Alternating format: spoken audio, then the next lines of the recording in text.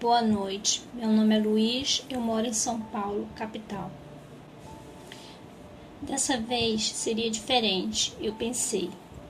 Mas lá estava eu, sem dinheiro, sem trabalho, no meio do mato e morando em uma casa realmente assustadora e assombrada. A última coisa do mundo que eu queria. Tudo começou quando eu decidi fazer uma nova tentativa de sair da cidade grande de uma vez por todas. Eu odeio cidades grandes, mas sempre acabava em uma para conseguir me sustentar financeiramente. Esta é a história honesta e verdadeira sobre a casa assombrada onde eu fui parar. Ela era isolada do mundo e o vizinho mais próximo ficava a mais de 5 quilômetros de distância. Era o começo do verão e eu estava ansioso para sair da grande São Paulo de novo. Finalmente, depois de ter procurado em todo lugar, eu consegui um emprego como técnico de uma rádio em uma cidadezinha do interior paulista. A cidade ficava a cerca de 30 quilômetros do vale quase inabitado onde eu esperava morar de novo. Eu fui para a estação de rádio assim que cheguei na pequena cidade. E depois das apresentações e ouvir o que era esperado de mim no serviço, eu fui para o meu vale favorito. Tudo estava um mar de rosas, pelo menos no começo. Eu tinha alguns amigos no vale, de quando eu morei ali antes, então achei que poderia ficar com eles até arranjar um lugar meu. Depois de 2 semanas, as coisas não estavam indo tão bem na estação de rádio. Eles tinham mudado de ideia quanto a um técnico em período integral lá. No entanto, isso não acabou com as minhas esperanças de conseguir um bom emprego em outro lugar e conseguir ficar na região.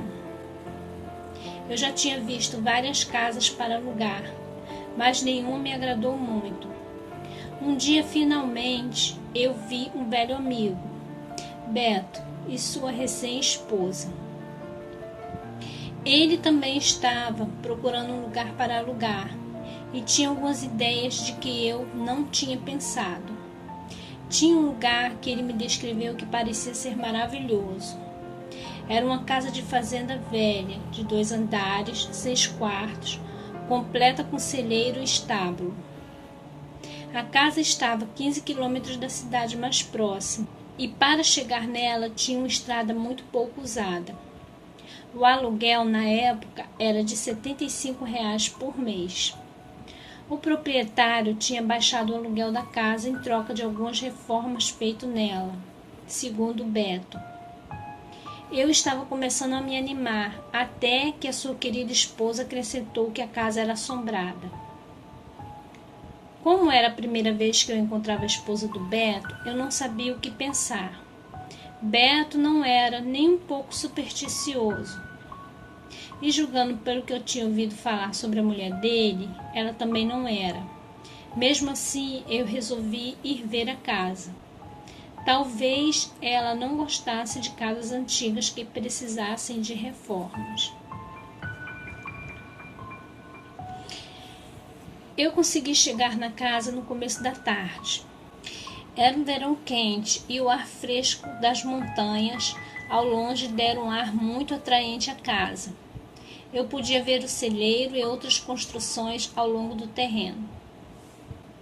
Quando me aproximei da porta da frente, eu notei que a maioria da madeira estava podre e tinha caído durante anos, deixando a varanda intransitável.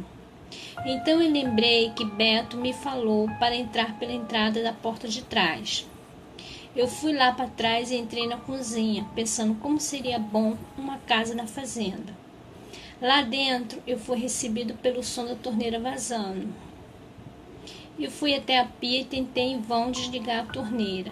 Isso só piorou as coisas, começando a sair mais água. Então eu decidi deixar isso para lá e continuar a minha visita. A cozinha era gigantesca, do tamanho da sala. Um teto bem alto, com armários grandes com portas de vidro. Depois de ter olhado a cozinha e a fria despensa com a entrada do lado da cozinha, eu continuei para a sala de estar.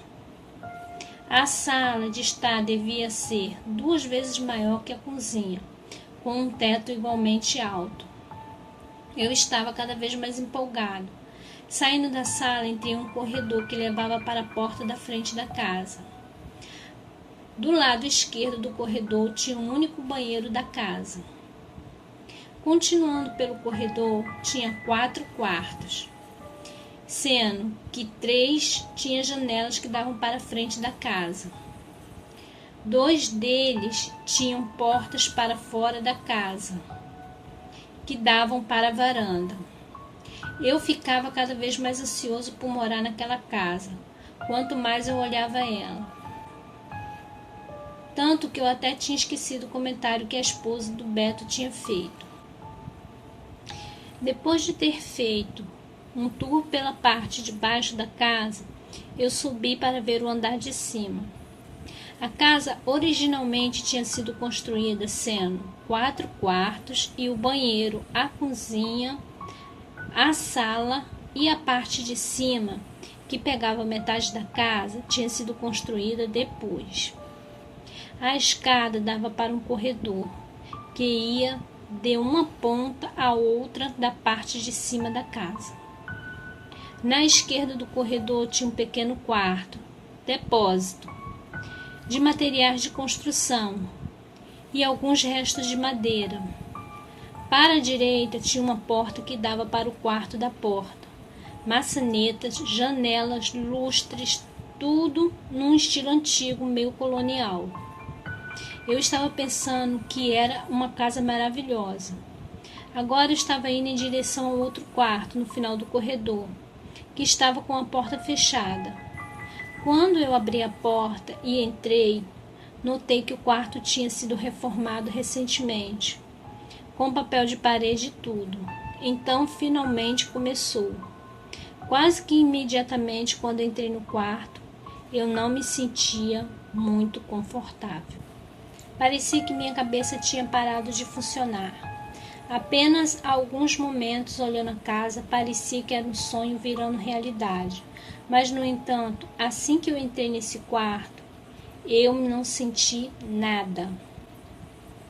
Só a impressão de que tinha alguém me olhando à minha direita, que era a frente da casa. Eu virei nessa direção e notei que o buraco tinha sido cortado na parede, perto do chão, e estava coberto com um saco plástico preso com uma fita adesiva na parede. Era provavelmente a entrada para o forro, na parte original da casa. Eu fui até o buraco e tirei o plástico para onde pude olhar para dentro. Talvez foi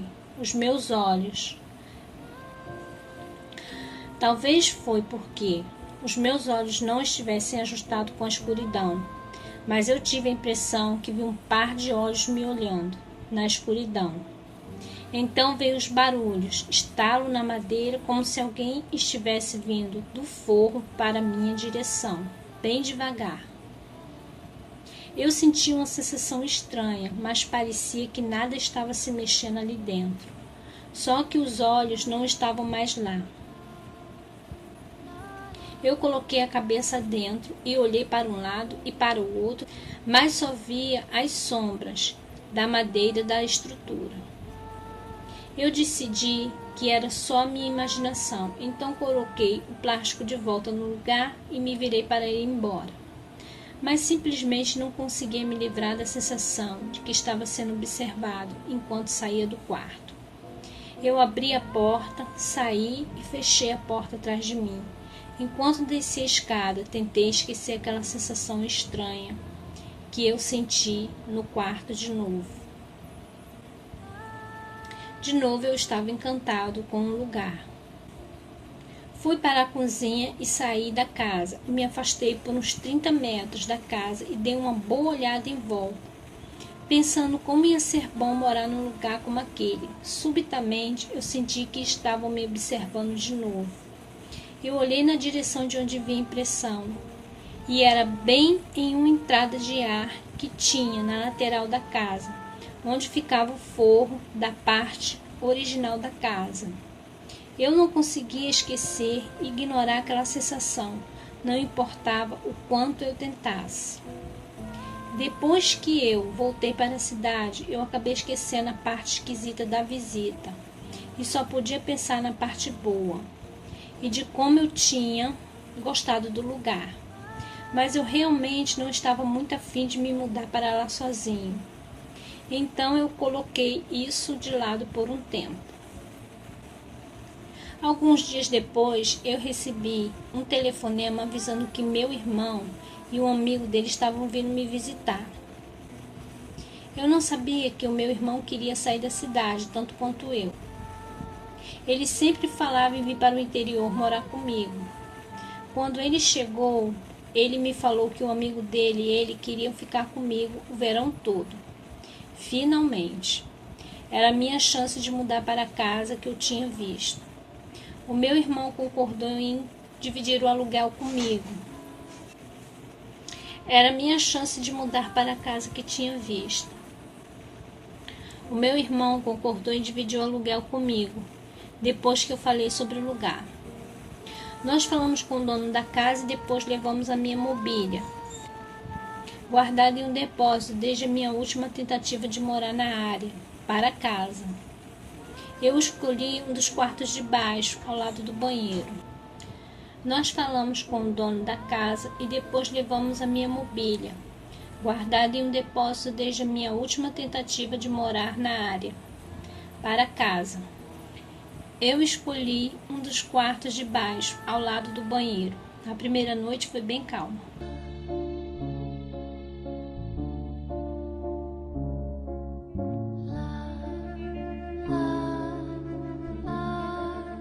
Oi gente, meu nome é Tassiana, sou do canal Tenha Medo e vim aqui pedir para vocês não se esquecerem de deixar o like, não se esquecerem de se inscrever e também não se esquecerem de ativar o sininho.